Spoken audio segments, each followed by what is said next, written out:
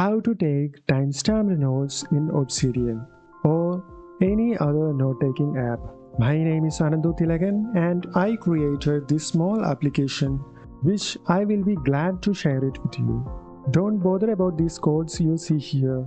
I will package it as an executable file. So let me fire it up and show you what it can do. Before going and downloading the application, please watch the video because there are some features that need explanations and you don't see any reference to those features in the settings or anywhere. So please watch the video. Let me click on this title bar and carefully place it at the top right corner. Nah, I'm just kidding. You can just click and drag anywhere on this UI and throw it anywhere to this side and it will automatically find its place. With this application, you can take timestamped notes with any note-taking app of your choice, be it Obsidian, be it Notion, or even with a notepad. So let me first explain those features that you can't see any reference in the settings of the app or anywhere on the website or anything. So let me explain those first and we will move on to the very obvious features like timestamp, screenshot, title, and controlling the media player even while we are typing, etc. We will explain that in the later part of the video. With this application, there is a feature called mouse gestures, and for that we have to hold down the Windows button and the left alt together and move your mouse towards the left or right or up or down. And if I move my mouse right, it will forward the video. If I move the mouse left side, it will backward the video. And if I move the mouse upward, it will increase the volume, and if I move the mouse down, it will decrease the volume. And through scroll wheel, we can control the speed of the video. This is a feature that is hard-coded into the application and it is there, but you will not see any reference in the settings. Now let me explain how you can change the size of this player. For that, simply hold down the right mouse button and drag. Simply hold down and click and drag. It will change the size of the player. And it will always keep that aspect ratio. Unlike other apps which won't keep the aspect ratio like this, it is better to have this aspect ratio automatically getting adjusted such that we can simply change the size. And whenever we move this application towards the edge, it will automatically snap to the edge, just like that. And with shortcut key, we can also change the size. For that, hold down Alt and wheel up will increase the size, but it will always stick to the edge. See, in the top right corner, just like that.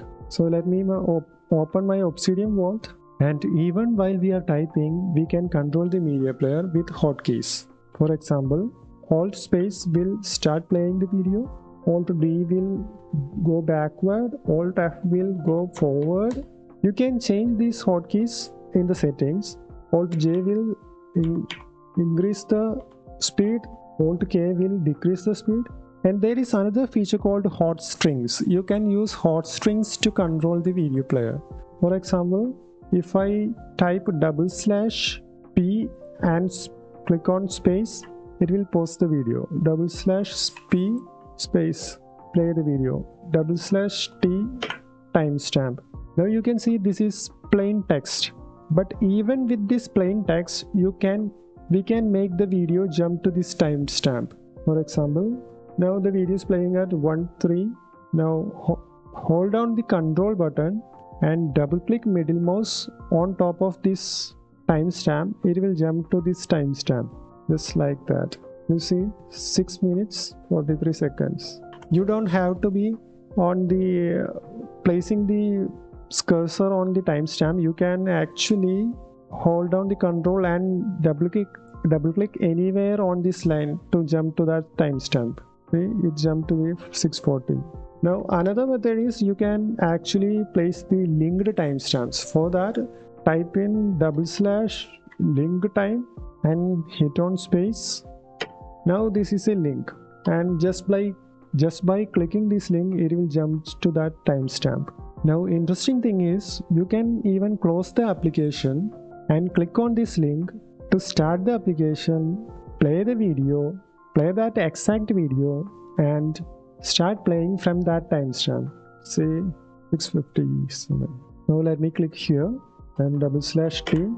This is text time, /link time space. Now this is the linked time. Now once the link time is on, you can type the usual hotkey or usual hotstrings to place that timestamp. For that, /t will actually place the linked timestamp itself. Alt-T will also place that linked timestamp. This is 42 minutes in. Now this is 1 hour 17 minutes. Now if I click on this, it will jump to 1 hour 17 minutes. If I click on this, 42 minutes. Okay. Now you see this close button. This will actually terminate the application. But there is also a hotkey to terminate the application, that is Control Escape. When you click on Control Escape, it will actually save the video, save the position of this player, save any other settings you have changed, for example this linked time, and when you reopen the application, it will all be there. It will remember all of your settings. Now let me show you how to take the screenshot. For that, there is actually 3 methods to take screenshot. One is a pasted image, another is a wiki link, another is a markdown link. Let me show you the pasted image. For that, /s1, that is the screenshot 1 space. We will paste the image with the timestamp, obviously. Now /s2, it will place this wiki link. It will take the screenshot, move that screenshot to your specified location, and place this wiki link here with the title of the video and the timestamp. And if you let me click here, now it is playing at 1:30. Now you can see there is a timestamp here on this image. And if I hold the control button and double click middle mouse on this image, it will actually jump to that timestamp, 44 minutes 6 seconds. Okay. Now if I click /s, it will choose the screenshot. That is the settings you chose earlier. Now I have chosen the wiki link screenshot, and it will place the wiki link screenshot with /s. /s3 will be markdown screenshot. This is the markdown link. It will actually link to the exact location where the image is at. Okay, what else do we have? Now let me open the settings and show you what you can do. Here is the screenshot save location. You have to place the folder here where you want the screenshot to be moved at. And this is your YT-dlp. I will show you that in a minute. Now let's get out the hotkeys. These are the hotkeys that are available here. And this is Hotstrings. You can type anything here, and whenever you type this in a paragraph in any note-taking app, even in a Notepad++ or simple notepad, it will do that action which you are specified. So please make sure that you don't type anything very obvious here, and always use some kind of characters before, like / or double quotes or something like that, to identify it as a hot string. Now these are the hotkeys. And you can change the hotkeys. For example, here volume increase. I will click on this button and click on this select binding, and now you can click the hotkey which you want to use. Don't press the obvious hotkeys, obvious letters. Always use some kind of combinations. For example, I will hold down Control, Alt and V. Now left Control, left Alt plus V will be used for increasing volume. See, volume is increasing. Now let me show you something, that here you can see the block is enabled. If the block is enabled, any other application that using the same hotkey won't work. You can obviously turn this off for that to work, for both to work, but I would always recommend you turning this block on. Now you can see the suppress repeat. If you toggle this on, it will suppress the repeats. That is, whenever you hold down this button, it will not execute the action more than once. You can click on this clear to clear the button. This mechanism of hotkey binding is created by someone called VLC, and the library is called App Factory, which you can find at the GitHub. It is an amazing library. Okay, what else do we have? These are the user variables you can change. This is the default screenshot width. You can change the screenshot width. Here you can see all the screenshots are at the same width of 500 pixels. You can change these pixels here. Head start media. Whenever you start playing a video, any new video, it will start playing after the 8 seconds. You can change these seconds. VLC Marquee text. That is, for example, Alt Q will change the Marquee text. You can see the timestamps here at the bottom. That is the Marquee text. Or you can click on Alt Q to toggle this overlay. It will show the time, speed at which video is playing, the volume, and the title. So these are some variables you can add. For example, timestamp prefix. If you want something before the timestamp, you can type it in here. You can also use icons, but be very careful with the icons. This title, for example, here if I type /title, it will give the title of the video.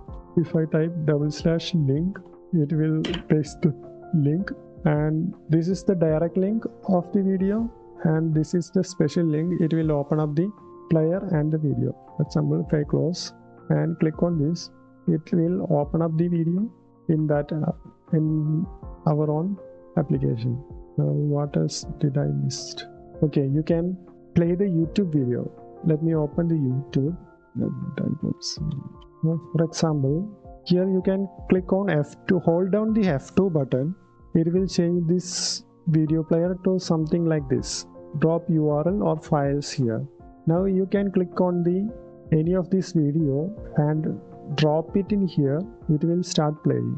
You can also drag the link from this title bar here, the search bar.